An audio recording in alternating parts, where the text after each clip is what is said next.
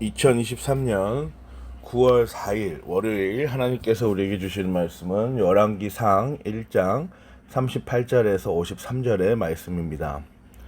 오늘 본문은 아도니아가 솔로몬에게 굴복하는 장면을 기록하고 있습니다.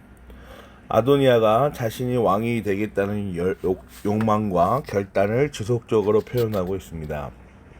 또 잔치를 열어서 그의 세력을 키워나가고 있죠. 그런데 아도니아는 아주 치명적인 실수를 합니다. 9절하고 10절 보세요. 아도니아가 엔 로겔 가까이에 있는 소헬레 바위 옆에서 양과 소와 살찐 송아지를 잡아서 잔치를 베풀고 자기의 형제인 왕자들과 유다 사람인 왕의 모든 신하들을 초청하였다. 그러나 나단 예언자와 브나야와 왕의 경호병들과 동생 솔로몬은 초청하지 않았다. 자신에게 소속시키고자 하는 사람들을 불러 모으고 양과 소와 살찐 송아지로 잔치를 엽니다. 왕자들과 신하들을 불러서 이 모임이 가지는 권위를 보여주죠. 그런데 나단 선지자와 브나야와 왕의 경호병들과 동생 솔로몬은 초청하지 않았습니다. 하나님의 말씀을 가장 가까이에서 직접 받아내는 예언자 나단이죠. 그리고 브나야는 다윗의 경호 대장입니다. 사무엘하 23장 22, 23절 보시면 여호야다의 아들 브나야가 이런 일을 해서 그 세용사와 함께 유명해졌다. 그는 30인 특별부대 안에서 뛰어난 장수로 인정을 받았으나 그 새 용사의 견줄 만하지는 못하였다. 다윗은 그를 자기의 경호 대장으로 삼았다. 왕과 가장 가까이에 있는 자로서 왕의 말들을 직접적으로 받아내는 경호대장 브나야, 그리고 그의 신하인 경호병들입니다.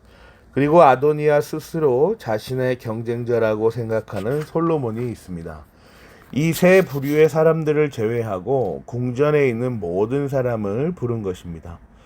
정치적으로 보았을 때 아도니아 편에서는 이 세 사람은 경계해야 하는 대상입니다.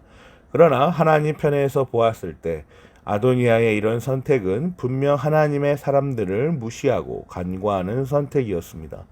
이스라엘의 모든 행정과 군사와 정치가 하나님의 사람인 다윗과 나단의 엎드림으로 결정되고 인도되고 있는데, 이 모든 상황들을 너무나도 잘 알고 있었을 아도니아의 이러한 선택은 하나님의 존재를 자신의 야욕보다 뒤로 하고 있다는 그의 영혼을 너무 잘 보여줍니다. 하나님보다 자신의 정치적 성취와 욕망을 앞세운 선택이었던 것입니다.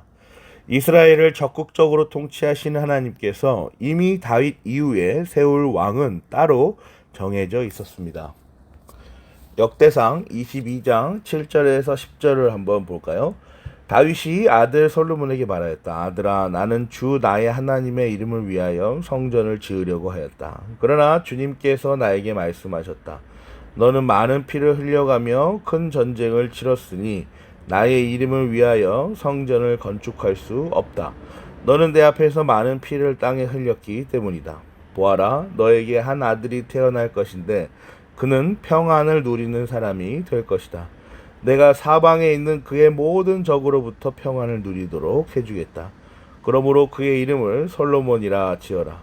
그가 사는 날 동안 내가 이스라엘에 평화와 안정을 줄 것이다. 그가 내 이름을 위하여 성전을 건축할 것이다.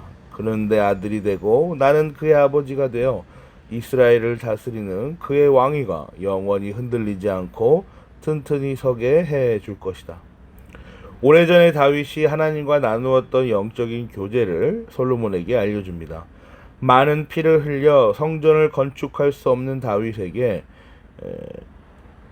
앞으로 태어날 솔로몬이 너의 왕위를 이어 나의 이름으로 성전을 건축할 것이라 하나님이 말씀하여 주신 것이죠. 이미 태어나지도 않은 아들을 두고 하나님이 예언하여 주신 것입니다. 하나님께서 다윗 왕과 긴밀한 언약을 맺으신 것이죠.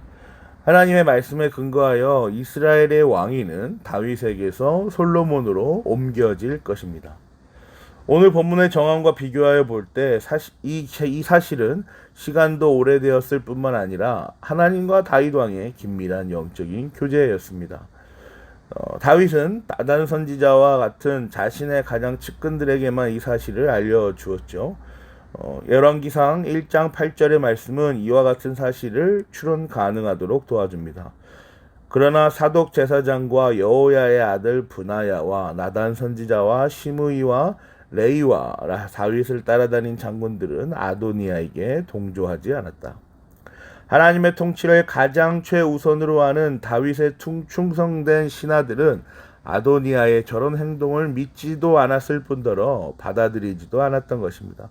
하나님께서 저렇게 하지 않으신다 하였는데, 하나님께서 분명 한 아들을 세우신다고 했는데 그 이름이 솔로몬이라 하였는데 저들은 대체 지금 뭘 하고 있는 걸까? 이런 태도였을 것이죠. 그리고 밧세바와 나단 예언자의 활동을 시작으로 솔로몬의 왕위 계승이 선포되고 하나님의 사람들이 움직이기 시작합니다.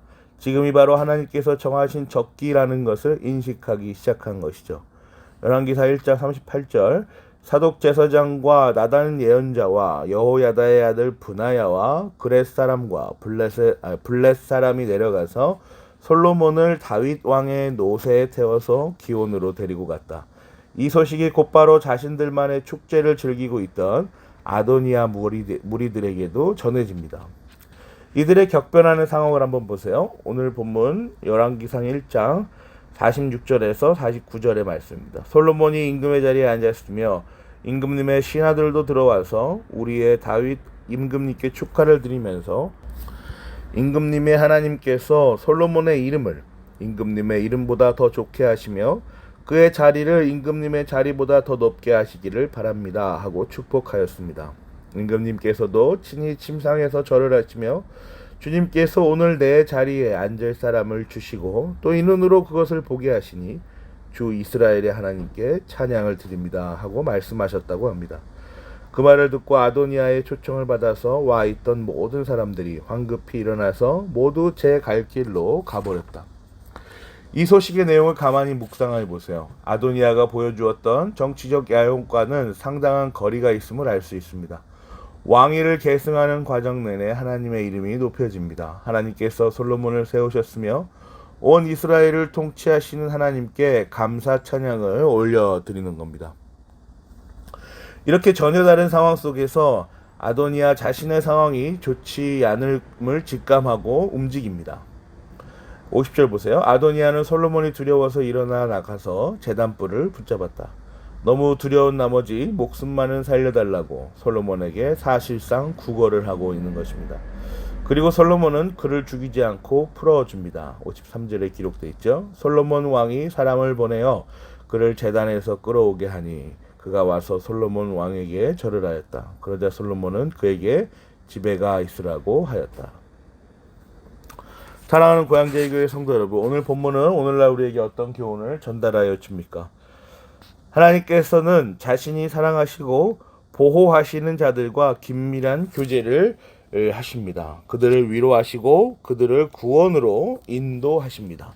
또 그들은 하나님께 마땅히 구할 바를 구하죠. 이 긴밀한 교제는 하나님께서 영원전 택하신 자들에게 허락된 영적인 특권입니다.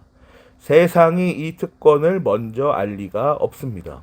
세상은 늘 일이 한참이나 벌어진 후에야 이 특권의 존재를 인식하기 마련입니다.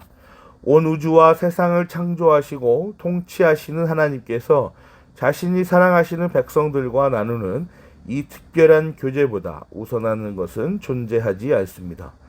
이 세상 어떤 이슈나 욕망도 이 교제 앞에서는 그 힘을 잃고 맙니다. 그러므로 이 세상을 살아가는 모든 성도는 세상 속에서 무언가를 하고자 할 때 반드시 하나님의 뜻이 어디 있는가를 살펴봅니다. 혹여나 자신의 욕망으로 가려져 보이지 않을 수 있는 하나님과 세상 가운데 속한 성도들의 감추어진 뜻을, 그 긴밀한 교제를 살피는 것이죠. 보이지 않는 감추어진 하나님의 뜻을 말씀을 통하여 묵상합니다. 지금 자신이 추진하고 있는 일이 과연 하나님 앞에 합당한 것인지를 매 순간 물으며 그렇게 하나님과 긴밀한 교제를 만들어 나갑니다. 그리고 그 뜻에 따라 하나님의 일을 이루어내는 것입니다. 하나님의 존재와 그 사역을 자신의 삶을 통하여 확인하고 경험하며 세상에 하나님의 존귀하심을 선포하는 것입니다. 우리가 간구하며 구하는 것은 무엇입니까? 하나님께서 감추어 두신 보이지 않으시는 은밀한 계획을 묵상하고 계십니까? 성도는 결코 세상 일에 경거망동하지 않습니다. 주어진 상황과 조건들을 긍정하며 조용히 하나님의 뜻을 기다립니다. 사랑하는 고향제일교회 성도 여러분, 우리의 오늘도 그 기다림의 하루이기를 간절히 기도합니다. 하나님과의 그 깊고도 밀도 높은 교제를 오늘도 이어나가시기를 그리스도의 이름으로 기도합니다. 아멘.